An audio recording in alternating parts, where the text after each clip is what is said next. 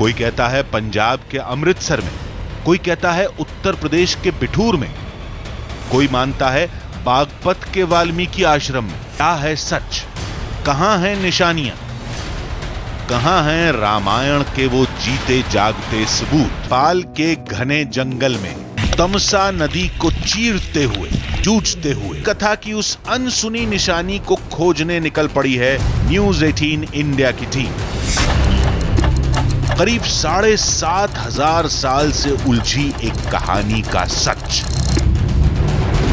बस सामने आने वाला है। आधी हकीकत आधा फसाना। तो आखिर कहां था ऋषि वाल्मीकि का आश्रम? कहां पैदा हुए थे लवकुश? कहां ली थी देवी सीता ने समाधि? कोई तो निशान होंगे, कुछ तो सबूत होंगे जिनसे यह पता लग पाए कि लवकुश और श्रीराम की सेना के बीच युद्ध वहीं हुआ था। हमने बहुत ढूंढा, बहुत लंबी तलाश की, न जाने कितनों से बातचीत की, और फिर हमें वो जगह मिल गई। लेकिन हिंदुस्तान में नहीं, बल्कि भारत की सीमा से कुछ दूर नेपाल में। इतना तो तय था कि हमें रामायण की जिन निशानियों की तलाश थी वो वाल्मीकि आश्रम में ही मिलेंगी।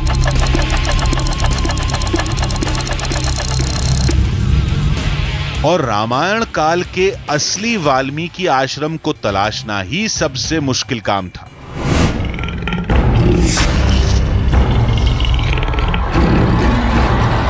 क्योंकि देश के कई हिस्सों में इसके होने का दावा किया जाता है, लेकिन उत्तर प्रदेश और पंजाब के बाद हमें एक तीसरी जगह के बारे में पता चला। वो था नेपाल के चितवन का वाल्मीकि आश्रम, जिसका दावा तीनों आश्रमों के मुकाबले ज्यादा मजबूत माना जाता है। वजह है इसकी भौगोलिक स्थिति, जो आज के मिथिला और जनकपुर के काफी करीब है, और जिस जगह से सीता के जन्मस्थान की कहानी जुड़ती है वो सीतामढ़ी भी नजदीक है। फिर हमारी टीम राम कथा के अंतिम अध्याय से जुड़ी निशानियों की तलाश में भारत नेपाल के सीमावर्ती इलाके वाल्मीकि नगर पहुंच गई। अयोध्या से किष्किंधा तक और रामेश्वरम से श्रीलंका तक भगवान श्री राम की निशानियां जहां जहां नजर आई वहां वहां हम पहुंचे और उनकी तस्वीरें आपके सामने रख दी। लेकिन क्या कुछ ऐसा नहीं जिससे आप अब भी अनजान हैं? नमस्कार, मेरा नाम जितेश है और आज हम मौजूद हैं भारत नेपाल की सीमा पर वाल्मीकि नगर में, और हमारी मंजिल है सीमा के उस पार नेपाल के वाल्मीकि आश्रम में, जिसके बारे में आपने बहुत कुछ सुना होगा, कई जगह पढ़ा होगा, लेकिन उसकी तस्वीरें नहीं देखी होगी। बिहार के वाल्मीकि नगर से नेपाल के वाल्मीकि आश्रम जाने के लिए अब इस टाइगर रिजर्व एरिया को पार करना था।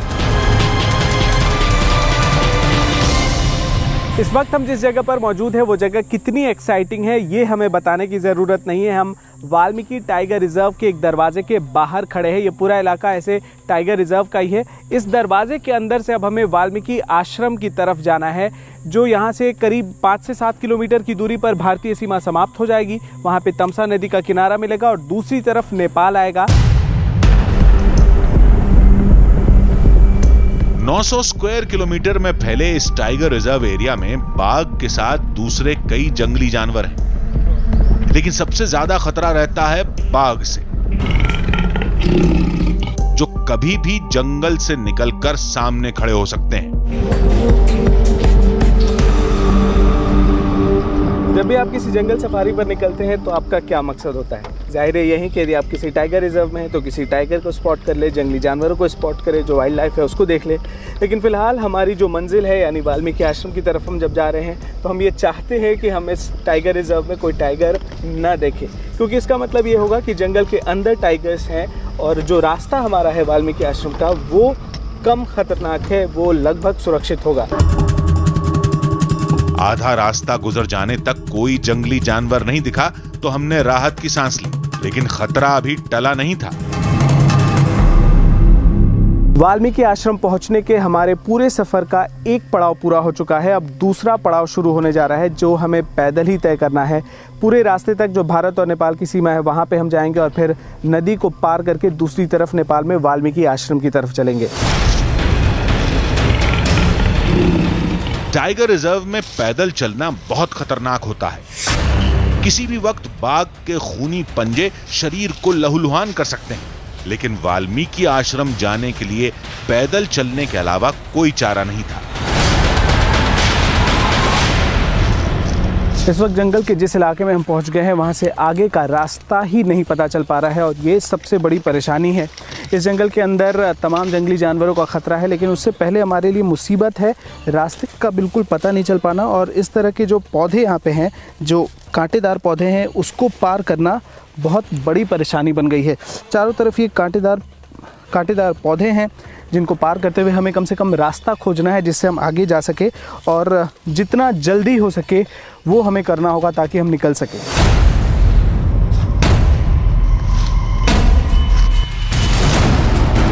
तमसा नदी का किनारा देखकर हमने राहत की सांस ली।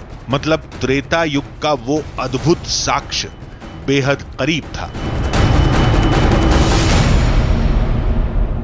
अब हम अपनी मंजिल के बेहद करीब पहुंच चुके हैं। ये तमसा नदी का किनारा है, वो तमसा नदी जो आज भारत और नेपाल के बीच की जो बाउंड्री है उसको डिसाइड करती है। इस इलाके में इस नदी के एक तरफ भारत है, दूसरी तरफ नेपाल है। लेकिन इस नदी की कहानी सिर्फ इतनी नहीं है कि ये दोनों देशों के बीच में सीमा रेखा का काम करती है, बल्कि कहानी बहुत बड़ी है, बहुत पुरानी है। वो पूरी कहानी भी आपको बताएंगे, लेकिन पहले इस नदी को पार करते हैं। बताया जाता है कि रामायण के लिखे जाने की कहानी इसी पौराणिक नदी से जुड़ी है। कहानी कुछ ऐसी है कि एक बार महर्षि वाल्मीकि तमसा नदी किनारे पूजा कर रहे थे। तभी एक शिकारी ने उनके सामने ही एक सारस को मार डाला। सारस की मौत से दुखी होकर महर्षि ने उस शिकारी को श्राप दे दिया। श्लोक से ही महर्षि वाल्मीकि को रामायण लिखने की प्रेरणा मिली थी। वाल्मीकि नगर के घने जंगल को भी हमने पार कर लिया और तमसा नदी के किनारे को भी पार करके अब हम अपने देश की सीमा से बाहर नेपाल आ चुके हैं। हिंदुस्तान दूसरी तरफ है नदी के और यहाँ से नेपाल शुरू हो चुका है। वाल्मीकि आश्रम के बिल्कुल करीब हम पहुँच चुके हैं, जिसके लिए हमने इतने देर से अपना सफ़र शुरू किया हुआ था।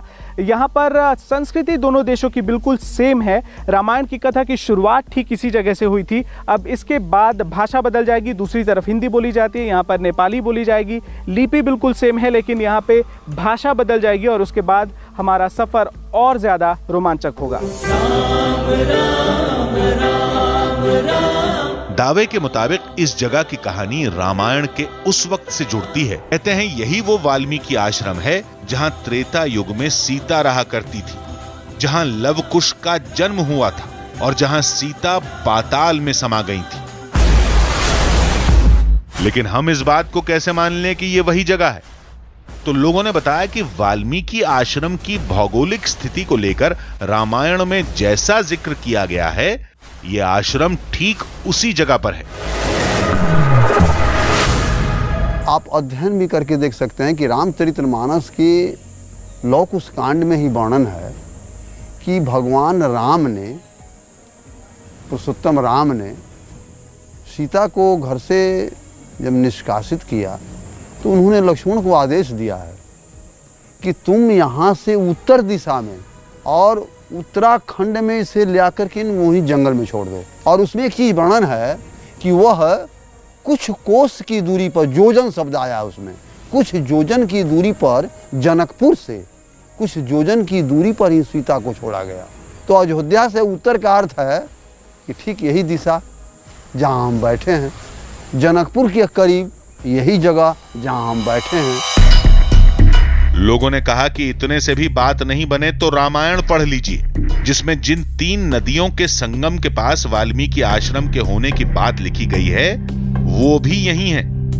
एक सबसे अहम प्रमाण मिला कि उसमें शब्द नारायणी है, जो गंडक नदी के लिए जो शब्द प्रयोग किया गया है वो नदी यही है। और खास करके उसमें एक चीज है, 3 नदियों के संगम से, सोन गंगा, श्वेत गंगा, सोन गंगा और काली भद्र, ये तीनों के संगम प्लेस के पास ही वाल्मीकि रहते थे। जो आपके बगल से सोनभद्र बह रहा है, आगे में आपको काली गंगा मिलेगी और उसके बाद श्वेत भद्र।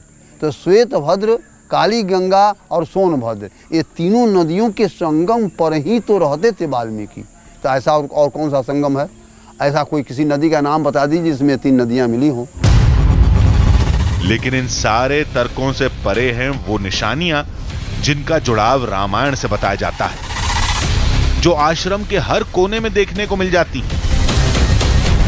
यहाँ आप अभी भी देख सकते हैं, ये सीता माता पाताल प्रवेश स्थल, जहाँ 88,000 ऋषियों ने तपस्या की थी, जहाँ लव कुश ने घोड़े को बांधा था। ये अमृत कुआं है, जहाँ ये सीता माता बैठकर कंद मूल फल फूल खाया करती थी।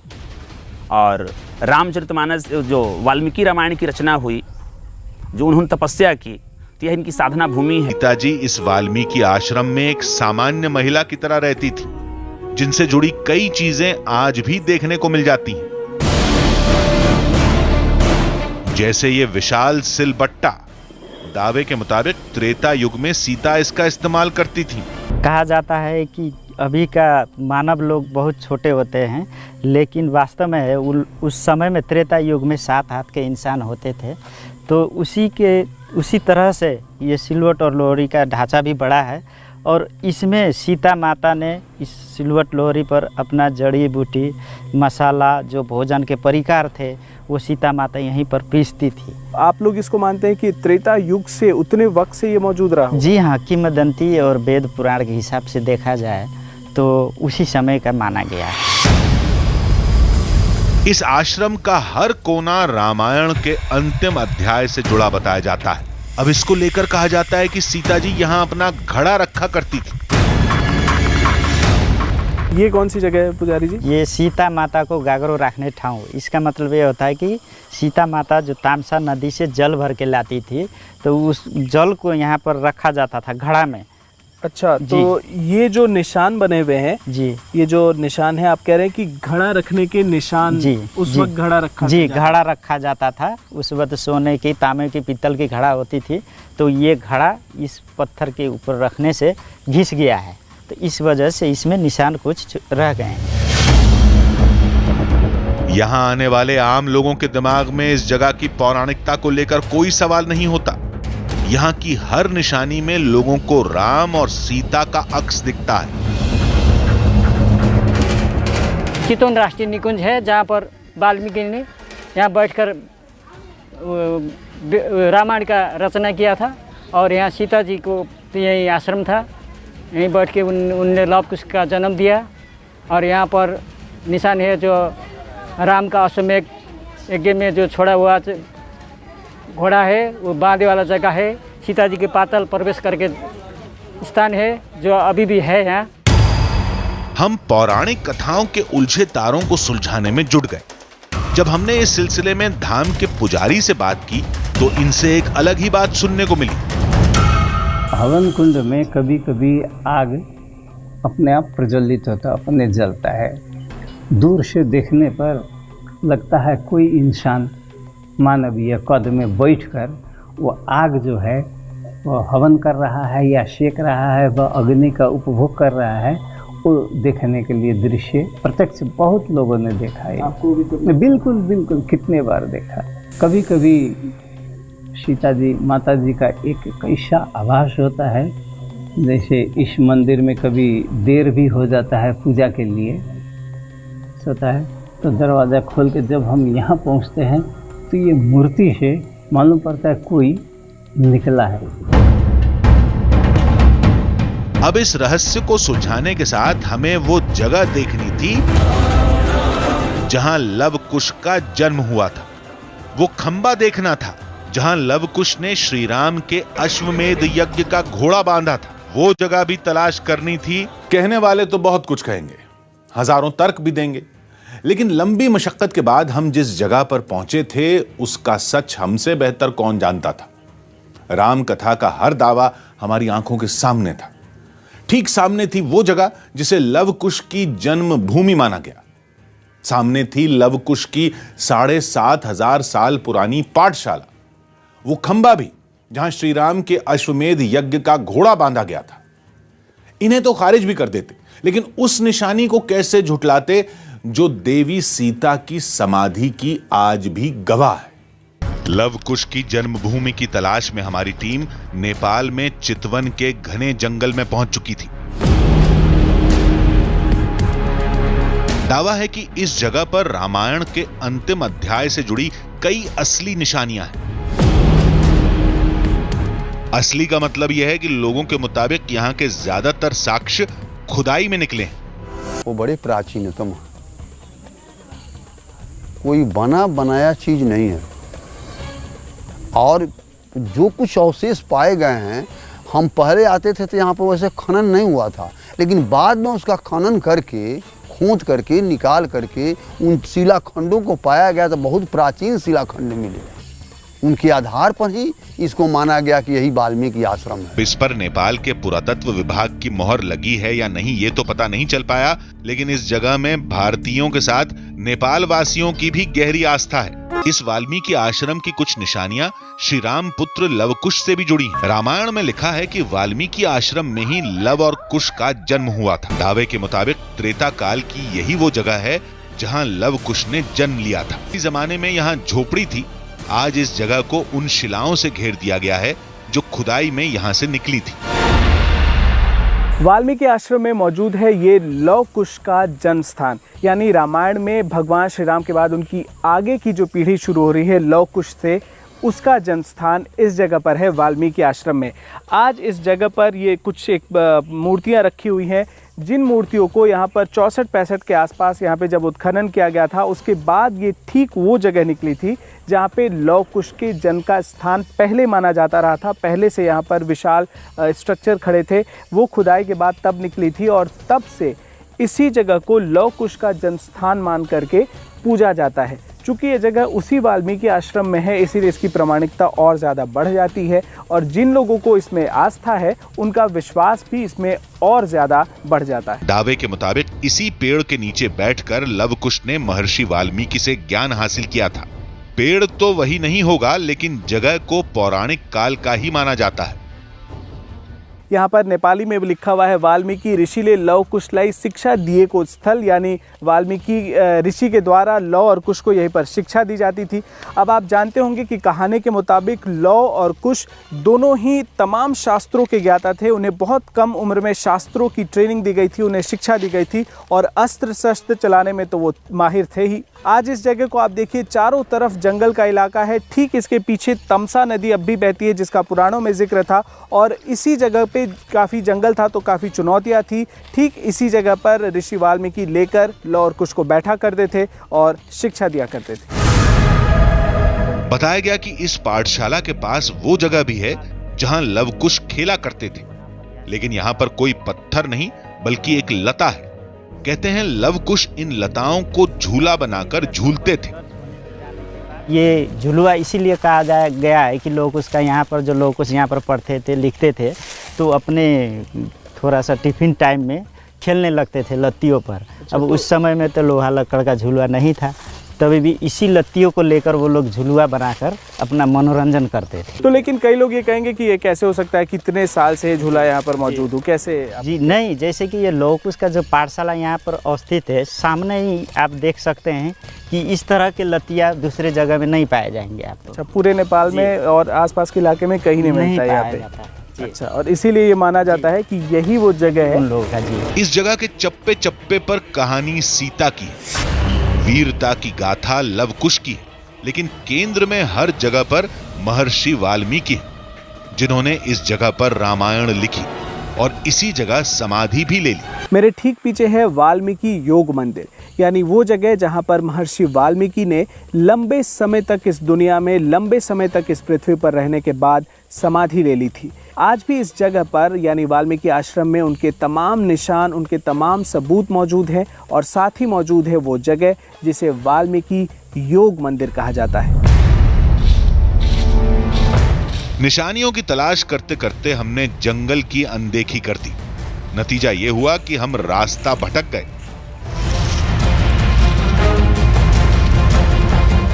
जंगली हाथियों को लेकर हमारी टीम को पहले भी चेतावनी मिल चुकी थी, लिहाजा बहुत सावधानी के साथ आश्रम में वापस जाने का रास्ता तलाशना था। जंगल का कानून पूरी तरह से अनप्रेडिक्टेबल होता है और बहुत ही ख़तरनाक होता है, यानी यहाँ पर कब कौन सी आफत आ जाए आपको पता ही नहीं चलती। और हल्की भी सी सरसराहट भी यदि होती है, क्योंकि हम लोग जब चल रहे हैं तो सूखे पत्ते गिरे हुए हैं, तो आप पूरी तरह से डर जाते हैं। और वो भी तब जबकि आप वाल्मीकि टाइगर रिज़र्व के बिल्कुल करीब हैं। भारत और नेपाल दोनों तरफ टाइगर रिज़र्व है। हाल ही में यहाँ पर हमारी टीम इसलिए नहीं पहुँच पाई थी क्योंकि हाथियों का झुंड जंगल में आ गया था, जिसके बाद हमें शूटिंग रोकनी पड़ी थी। किसी तरह से हमने जंगल की इस भूल भुलैया को पार किया और आश्रम में उस जगह पहुंच गए जहां की कथा श्री राम के अश्वमेध यज्ञ से जुड़ती है। पुजारी जी, क्या ये वही जगह है जिसके बारे में कहा जाता है कि यहाँ घोड़े को बांधा गया था? जी हाँ, ये वही खंबा है और अच्छा। वही स्थल है ये। अच्छा, जो ये लव और कुश ने यहाँ पर घोड़ा बांधे हुए थे। लेकिन ये क्या बाद में स्ट्रक्चर बनाया गया, ये उसी वक्त से बना हुआ है? क्या इसकी कहानी? ये तो ऐतिहासिक त्रेता युग का ही ये खंबा है, लेकिन बाद में ये थोड़ा सा टूट जाने के वजह से इसमें थोड़ा सा मेंटेनेंस किया गया है। अच्छा, इनको सुरक्षित करने के लिए। तो ये आप जो देख रहे हैं इस वक्त, ये कोई हाल का बनाया हुआ, सिर्फ इसको मेंटेन करने के लिए थोड़ा सा इस पे कंस्ट्रक्शन किया गया है। लेकिन मान्यता है कि ये त्रेता युग से ठीक इसी जगह पर वाल्मीकि आश्रम में मौजूद है और शायद ये वाल्मीकि आश्रम में जितने भी साक्ष्य मौजूद हैं उनमें से सबसे बड़ा साक्ष्य है, क्योंकि ठीक इसी तरह से वो खंबे होते हैं जहाँ पर घोड़े को बांधा जाता है। और इस मंदिर में भी यही खंबा मौजूद है जिस पे घोड़े को बांधा गया था। अश्वमेध यज्ञ के घोड़े को यहाँ पर लव कुश ने बांध दिया था, रोक दिया था। यही वो शिला है। रामायण के मुताबिक लव कुश ने अश्वमेध यज्ञ के घोड़े को पकड़कर श्री राम के पराक्रम को चुनौती दी थी, जिसकी वजह से श्री राम और लव कुश में युद्ध छिड़ गया था। अश्वमेध यज्ञ का घोड़ा जो चेतावनी के रूप में, उनको ललकार का रूप में जो उस घोड़ा में लिखा हुआ था, जो इन हमसे भी बड़ा वीर कौन है इस संसार में, इसीलिए उस घोड़े को छोड़े थे तो लोग उसने यहाँ पर बांधे थे। तो श्री राम जी ने जान गए कि हमसे भी कोई बड़ा वीर है, तो उनसे मुलाकात करना जरूरी है, तो इसीलिए राम जी यहाँ पर आए थे। और इसी के बाद लव कुश के साथ में लड़ाई हुआ। अब यहाँ राम और लव कुश के युद्ध से जुड़ी कोई निशानी तो नहीं दिखी, लेकिन वो कुआं जरूर दिखा जिसके पानी से मूर्छित पड़ी राम सेना को महर्षि वाल्मीकि ने फिर से जिंदा कर दिया था। लव कुश ने अश्वमेध यज्ञ का घोड़ा रोका तो उसके बाद अयोध्या की सेना यहाँ पर आ गई और उसके बाद लव कुश से उनका युद्ध हुआ तो जाहिर सी बात है कि उसमें हानि भी हुई होगी, उसमें क्षति भी हुई होगी और काफ़ी बड़ी संख्या में अयोध्या से जो सेना आई थी उसके जवान मूर्छित होकर वाल्मीकि आश्रम के आसपास गिर गए थे। कथा के मुताबिक ये वो जगह है जहाँ से अमृत कुएं से जल लेकर वाल्मीकि ने उन तमाम सैनिकों के ऊपर छिड़काव किया उसका, जिसके बाद जो मूर्छित सेना थी उसमें एक बार फिर से जान आ गई। आज भी मान्यता है कि इस कुएं के अंदर जो जल हुआ करता था, अब तो ये सूख चुका है, अब यहाँ पे इसके निशान मौजूद हैं, वो अमृत के बराबर हुआ करता था, वो काफ़ी पवित्र हुआ करता था और उसमें ऐसी ताकत थी जो मुर्दे में भी जान डाल देती थी। हमें आश्रम में महाबली हनुमान की एक मूर्ति दिखी। महाबली हनुमान की भुजा में न गदा थी न ही संजीवनी पर्वत। अब इस धाम में महाबली की ऐसी मूरत क्यों है? पूछने पर पता चला कि इस प्रतिमा की कहानी सीता के पाताल प्रवेश से जुड़ती है। आत्मनिवेदन, घुटना टेक कर शरणागति और समर्पित हुई मुद्रा में कहीं भी विश्व में मूर्ति नहीं है। विश्व प्रख्यात मूर्ति वो बाहर में है। माता जी धरती में जाने लगी तो उन्होंने नम्र निवेदन, आत्मीय निवेदन किया था, माँ मत जाओ, अगर जाना है तो मुझे साथ ले जाओ। माता जी कहीं नहीं। राम कथा के मुताबिक वाल्मीकि आश्रम में श्री राम से मिलने के बाद सीता ने अयोध्या वापस जाने से मना कर दिया था और धरती में समा गई थी। दावे के मुताबिक सीता जी के लिए त्रेता काल में धरती यहीं फटी थी। हकीकत जिसे कहते हैं, सच्चा सत्य तो यही है, यही स्थल है।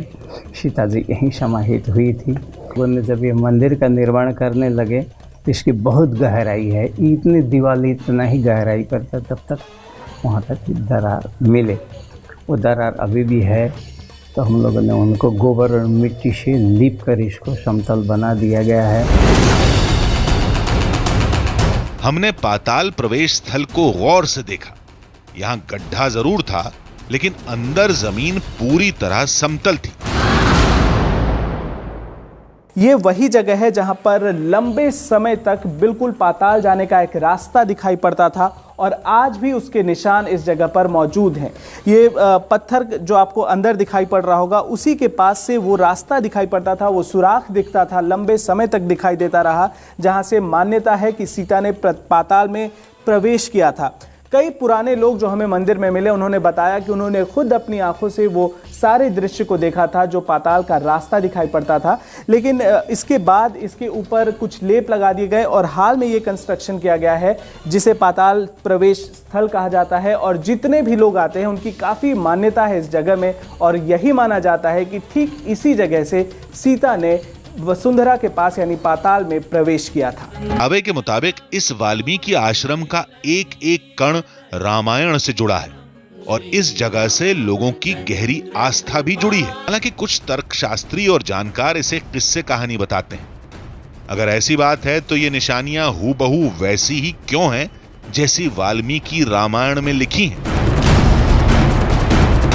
और इस आश्रम की भौगोलिक स्थिति बिल्कुल रामायण की कहानी से मेल कैसे खाती है?